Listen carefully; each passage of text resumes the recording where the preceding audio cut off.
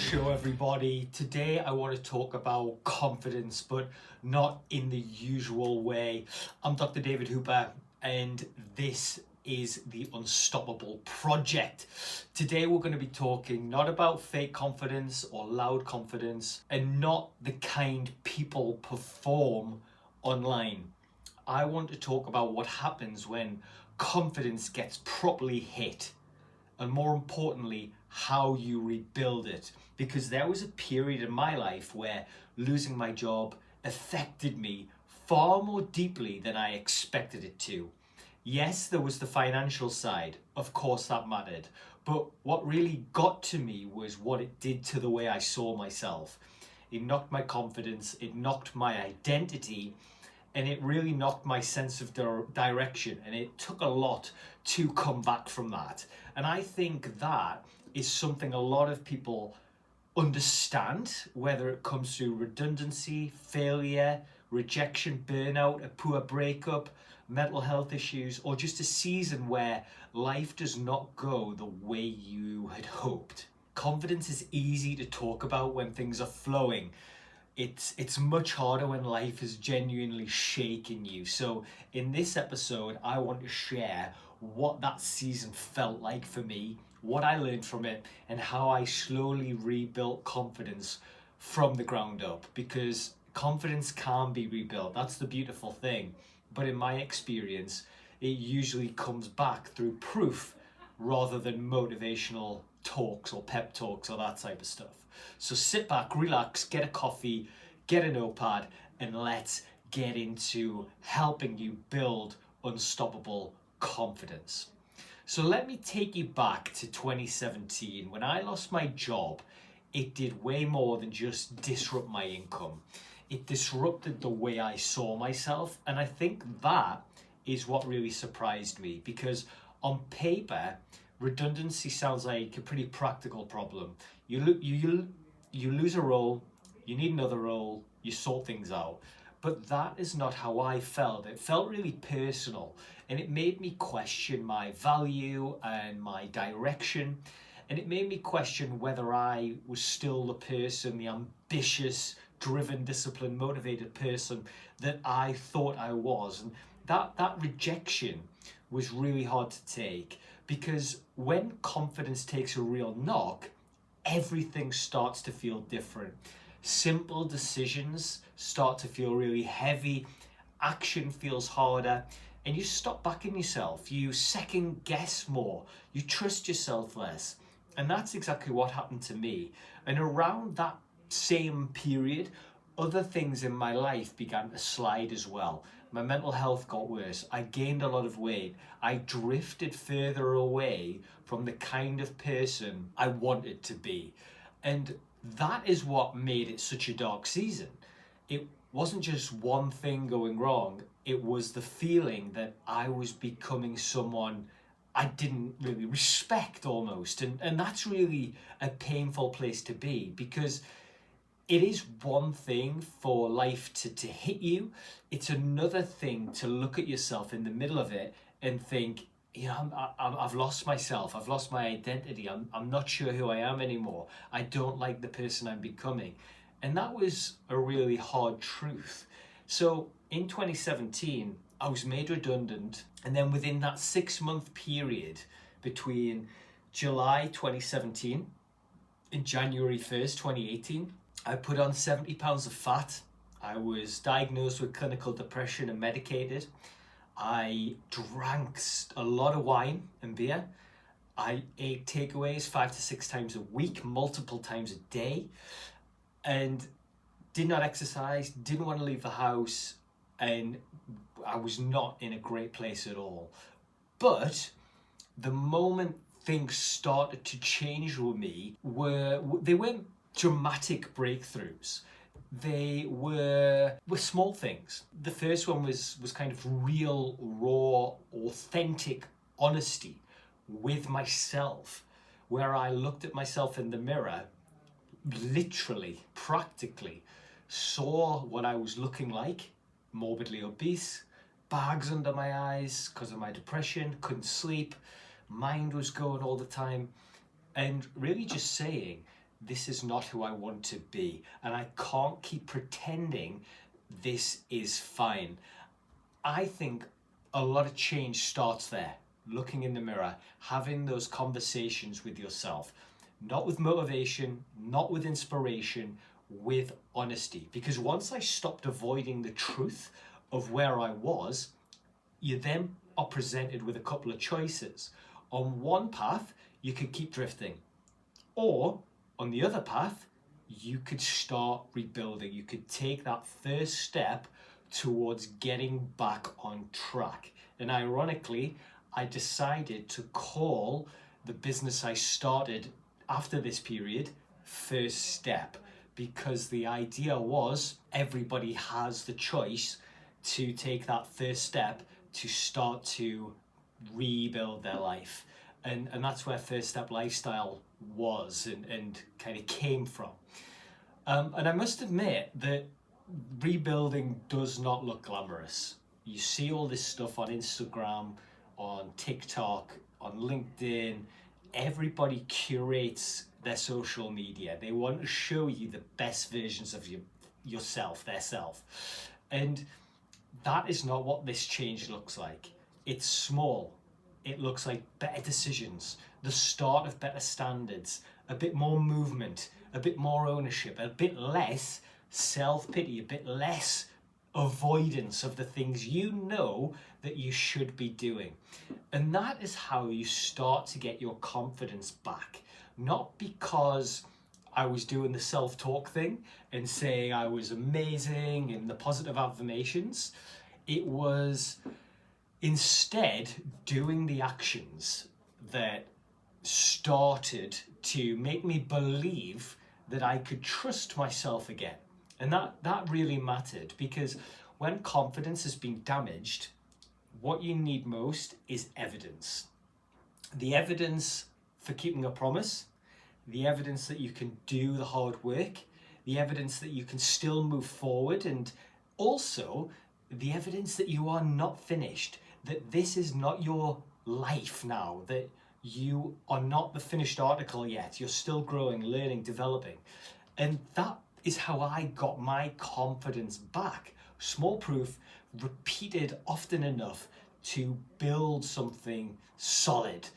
And that, again, to me, was really exciting, because you can rebuild confidence. You can, it's a learned skill almost. It's something that you can build. So if you're feeling unconfident right now, just know that that does not have to be your future forever. Instead, if anything, that season taught me that confidence is far less about how you feel and far more about what you keep proving to yourself. And that really was a massive lesson to me, because you can go to the gym unmotivated. You can make the business plan uninspired. You can do these things without feeling great. And for me, that is how I'd spent about 12 months. I wasn't in a great place. The tablets I was on, which was, I forget how to say the name exactly, citalopram. It was like that, citalopram. They numbed me out completely, so I didn't feel like I had the drive or the energy or I was numb, basically. I was very numb.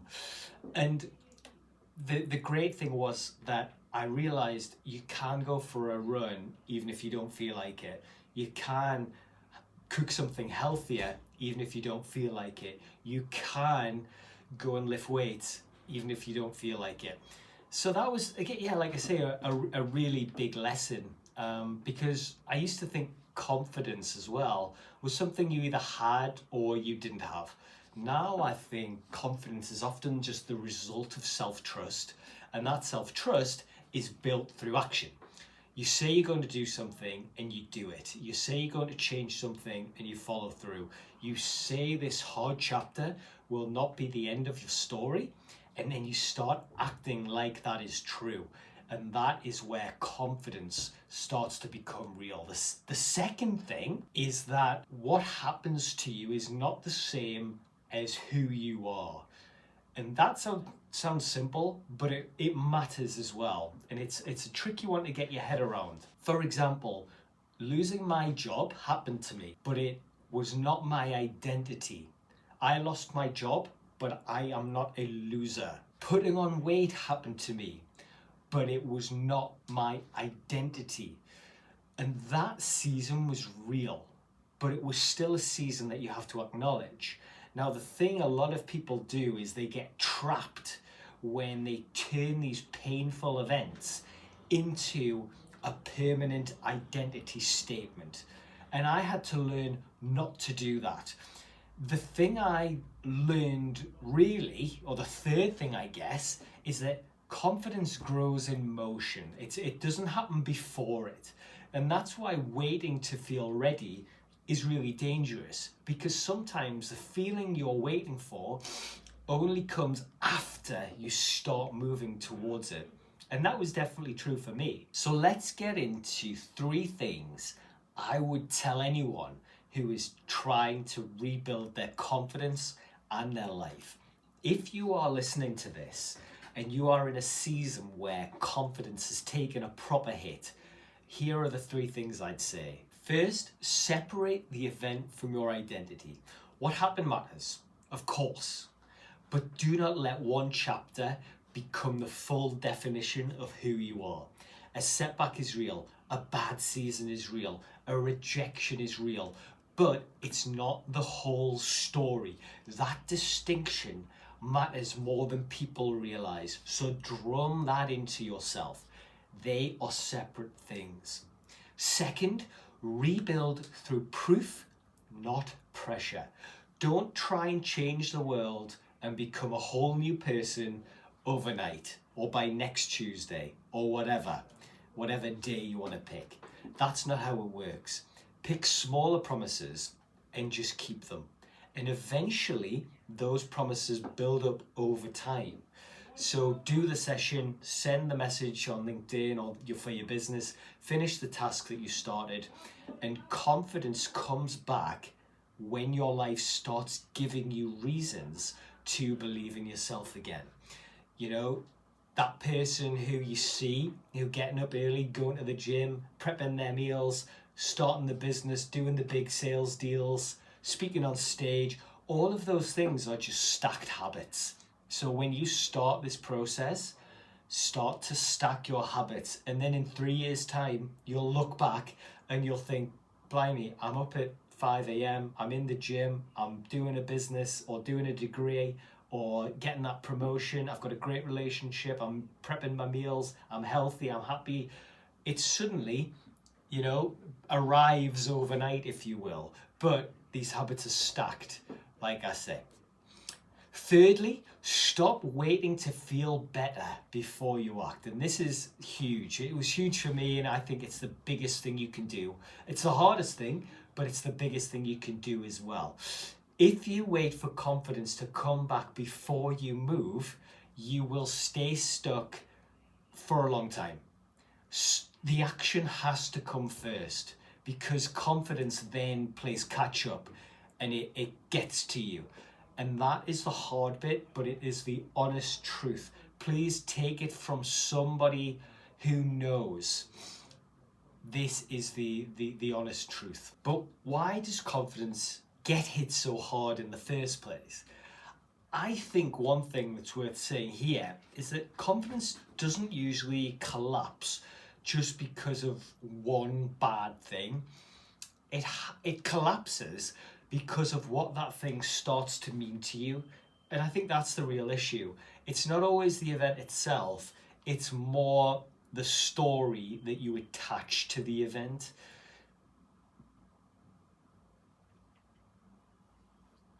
So for my example, you lose a job, or I lost a job, the mind doesn't just say, oh, that's a shame. It says, maybe I'm not good enough. Maybe I failed. Maybe other people are moving forward and I'm being left behind. Maybe I'm not who I thought I was. That is why these moments hit so hard, because they trigger this interpretation. And interpretation shapes our identity. I think a lot of people listening will understand that. Sometimes the pain is not just the situation, it's the meaning your mind creates around the situation. And if you're not careful, that meaning can start affecting everything. You're hesitating in conversations. You stop putting yourself forward for opportunities. You avoid those opportunities. You compare yourself to others. You shrink within yourself, not because you're incapable, but because the story in your head has changed. And that's why rebuilding confidence isn't just about doing more. It's about challenging the story, not in a fake, overly positive way, but by asking those better questions. And here's a couple to kind of try out.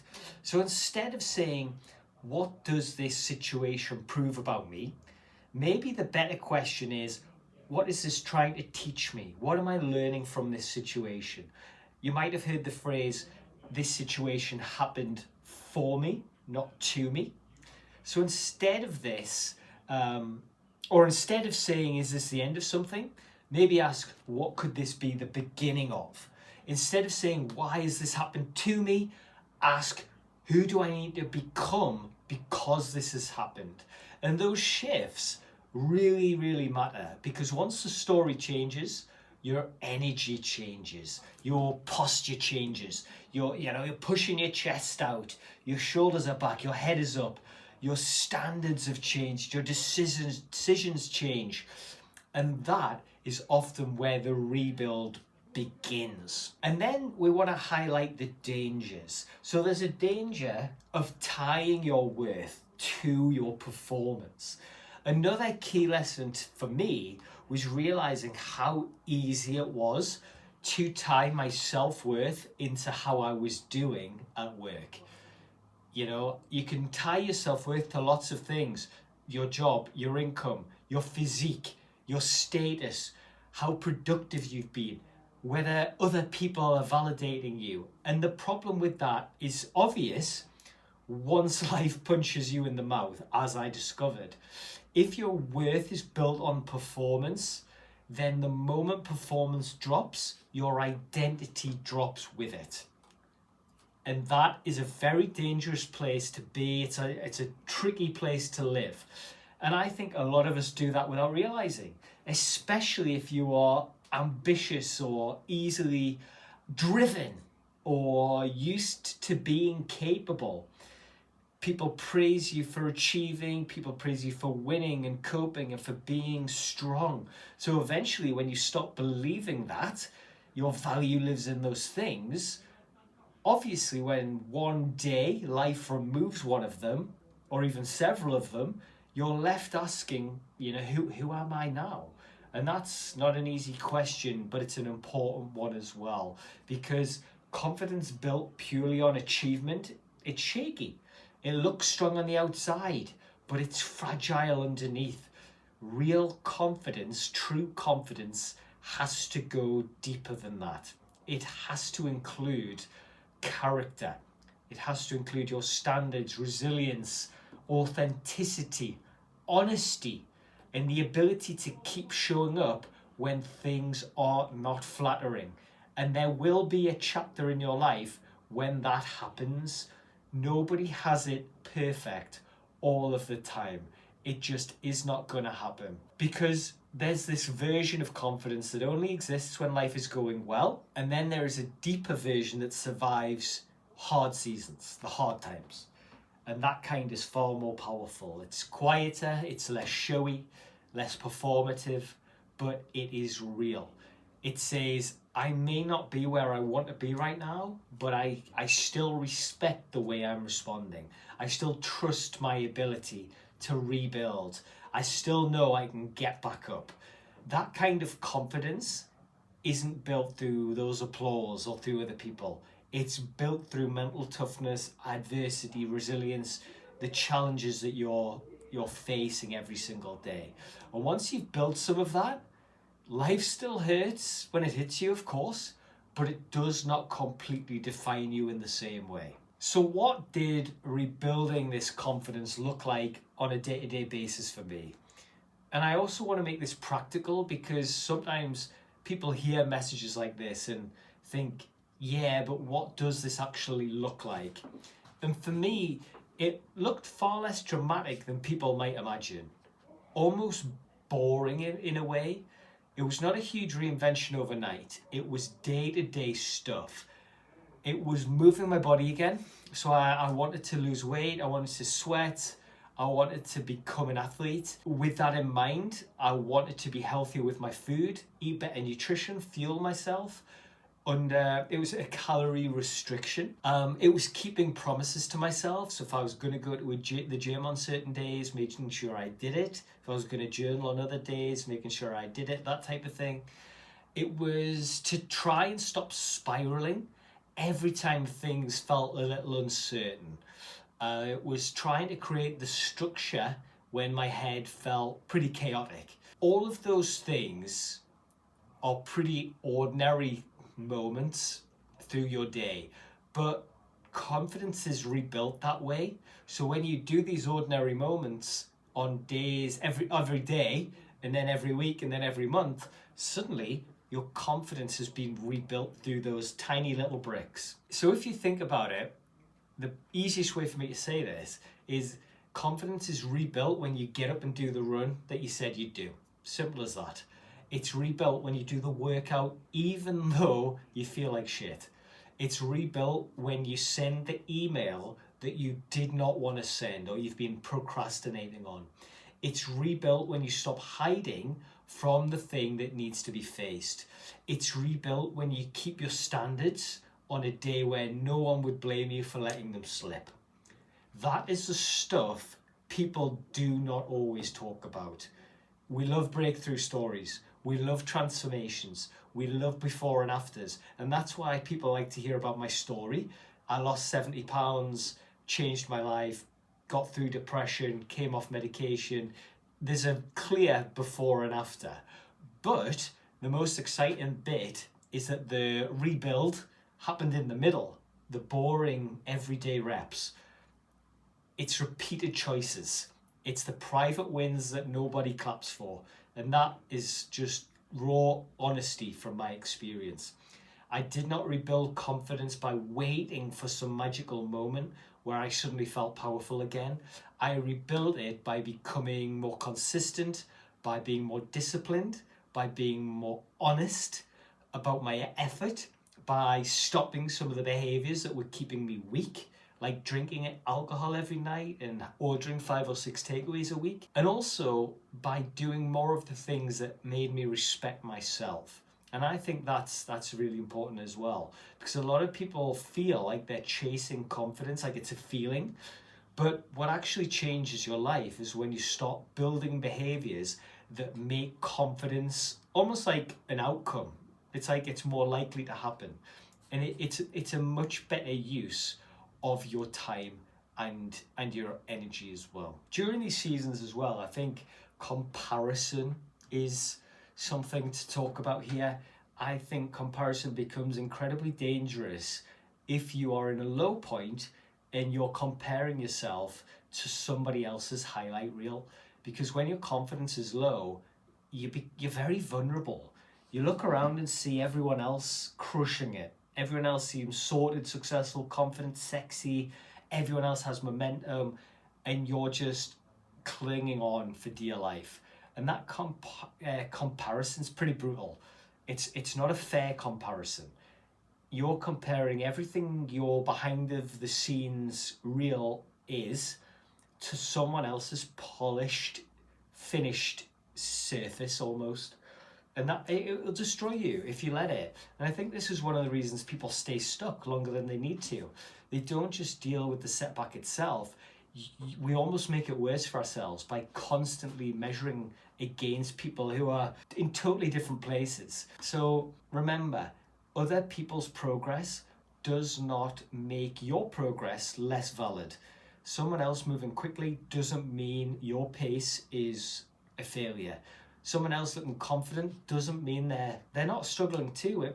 A lot of social media is bullshit. And that, again, was a really great lesson to learn. Rebuilding requires attention, comparison steals attention. It pulls you away from your own lane and away from your own standards and from your own process. And if confidence is built through proof, then comparison is one of the quickest ways to interrupt that proof. Because of noticing your own progress, you become obsessed with your own insufficiency. That is why sometimes protecting your confidence means protecting your focus.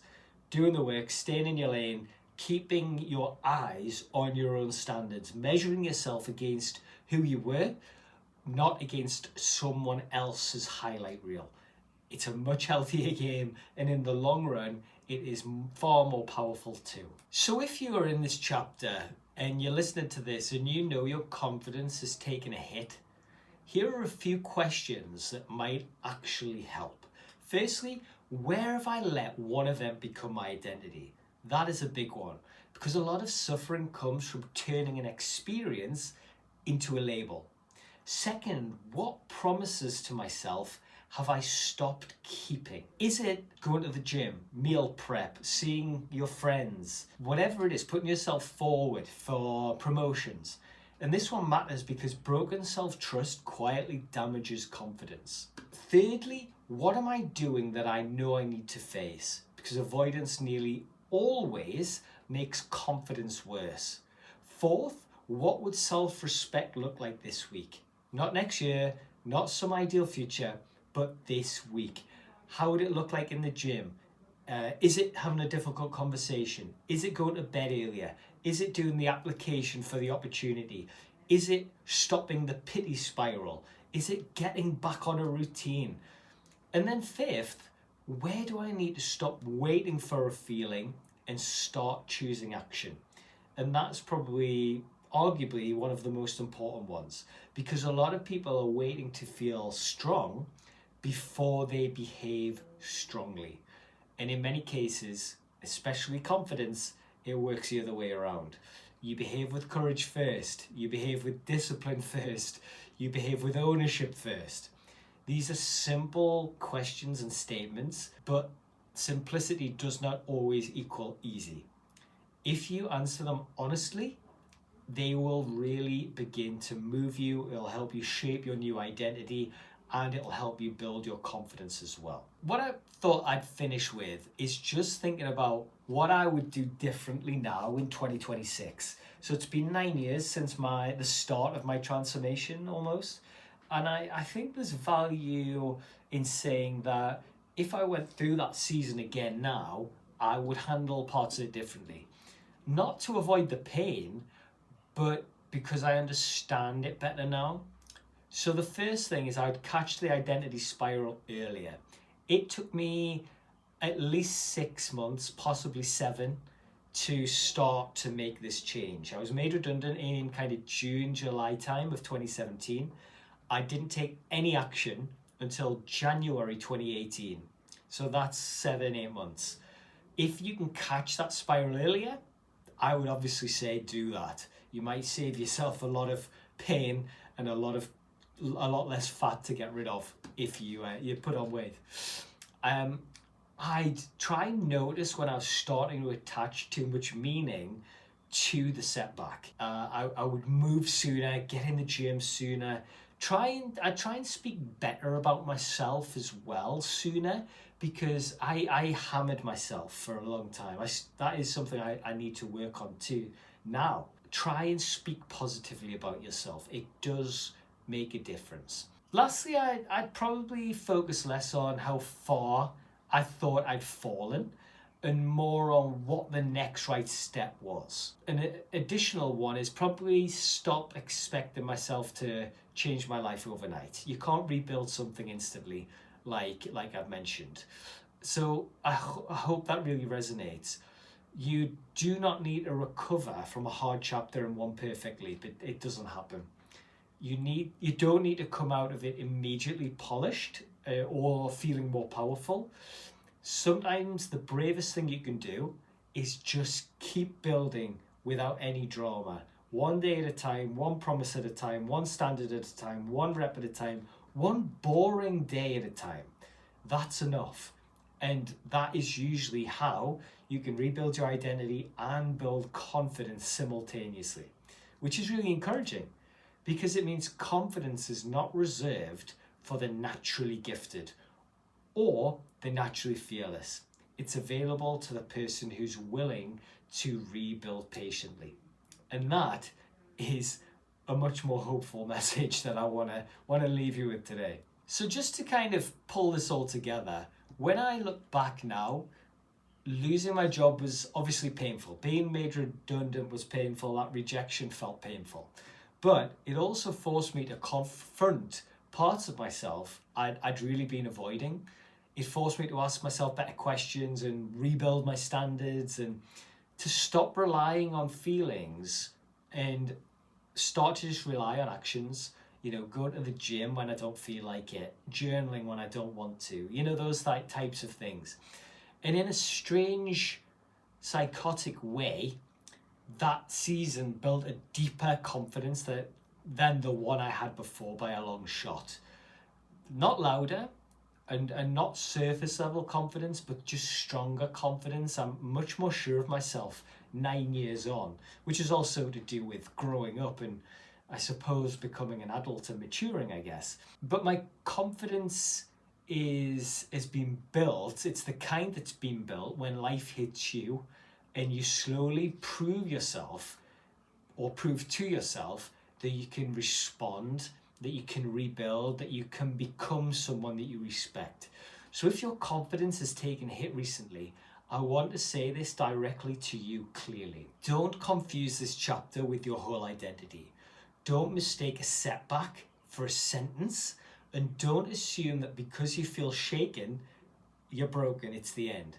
You're allowed to rebuild. It'll be slow, it'll be messy, but do it honestly. And sometimes that rebuild becomes the very thing that turns you into a stronger person.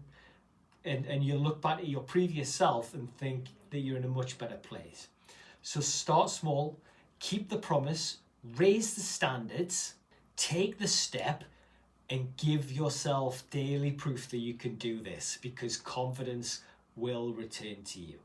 And when it comes back through truth, discipline, and self-respect, it comes back stronger. Remember to follow us on Instagram and YouTube and TikTok and LinkedIn and wherever you get your content at Dr. David Hooper. Thank you so much for being here with me today. I hope you're enjoying the show. If you've got any topics you want me to cover, please slide into my DMs. If you want to message me at all, feel free to slide into my DMs or comment on some of my content. And of course, until next time, stay unstoppable.